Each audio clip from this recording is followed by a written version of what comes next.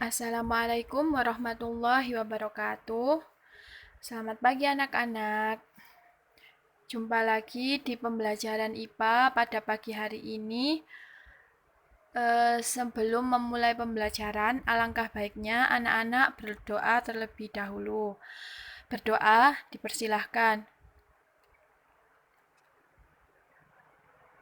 Berdoa diakhiri.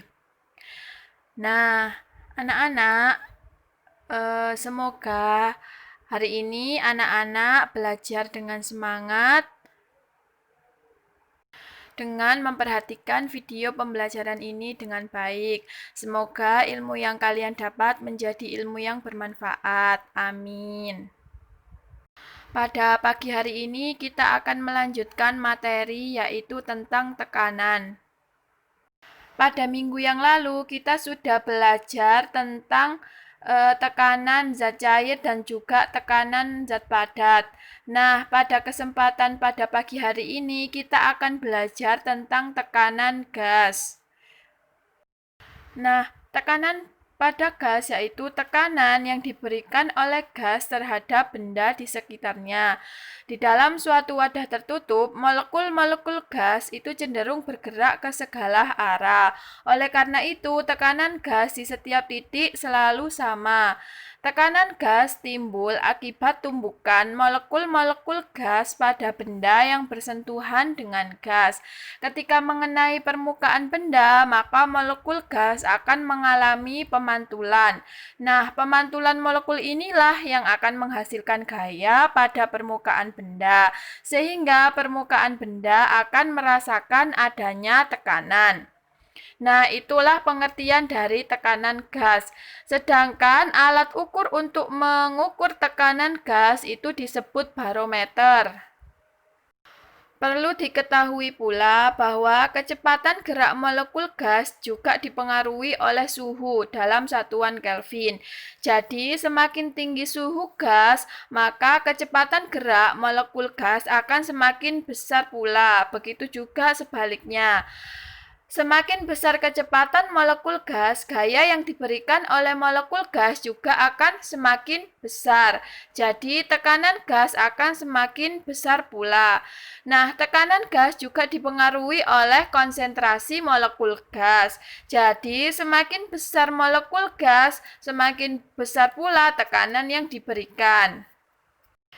Jadi, karena tekanan atau disimbolkan dengan P sebanding dengan suhu yang disimbolkan dengan T, dan tekanan sebanding dengan konsentrasi molekul atau N, maka dapat dirumuskan bahwa tekanan gas sama dengan K dikalikan N dikalikan T, di mana K adalah konstanta, yakni sudah ditetapkan sebesar 1,38 kali 10 pangkat min 23 Joule per Kelvin, dan N yaitu konsentrasi molekul, kemudian T adalah suhu.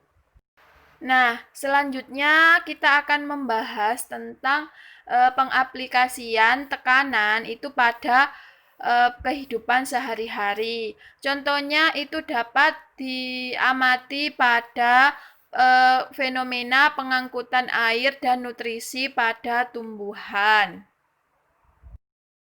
Nah, proses pengangkutan air dan juga mineral yang terjadi pada tumbuhan itu melibatkan berkas pengangkut, yaitu xilem dan juga floem. Xilem di sini berfungsi untuk mengangkut air dan mineral yang diserap oleh tanah dan dibawa ke daun. Sedangkan floem mengangkut hasil fotosintesis dari daun dan disebarkan ke seluruh tubuh tumbuhan. Nah, proses pengangkutan air yang terjadi, yang pertama yaitu air akan diserap oleh rambut akar. Kemudian air akan masuk ke sel epidermis dengan proses osmosis, yang selanjutnya akan diteruskan ke korteks lalu menuju ke endodermis dan perisikel. Nah, pengertian dari osmosis sendiri yaitu perpindahan molekul pelarut melalui selaput atau membran yang bersifat semi permeabel dari bagian yang lebih encer ke bagian yang lebih pekat. Atau dari bagian yang konsentrasi pelarutnya itu tinggi ke konsentrasi pelarutnya yang rendah. Nah, pelarut di sini yaitu air. Kemudian selanjutnya dari masuk ke endodermis dan perisikel tadi, air akan masuk ke jaringan silem yang bertugas untuk mengirimkan air dan mineral yang telah diserap menuju ke bagian tubuh tumbuhan yang lain. Misalnya silem batang dan juga di daun.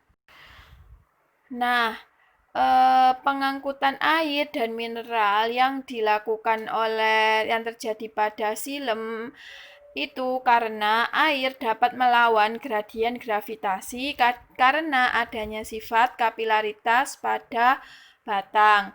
Nah, adanya sifat kapilaritas ini akan dipengaruhi oleh adanya gaya kohesi dan adhesi. Nah, yang dimaksud dengan gaya kohesi yaitu merupakan kecenderungan dari satu molekul yang diangkut tadi untuk beringkatan dengan molekul yang lain yang sifatnya sama atau sejenis.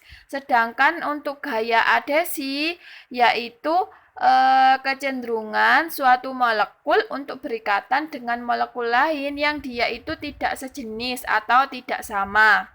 Nah, selain karena adanya sifat kapilaritas pada batang, proses pengangkutan air dan mineral pada silem itu juga dipengaruhi karena daya hisap daun, sehingga air juga dapat naik menuju ke daun.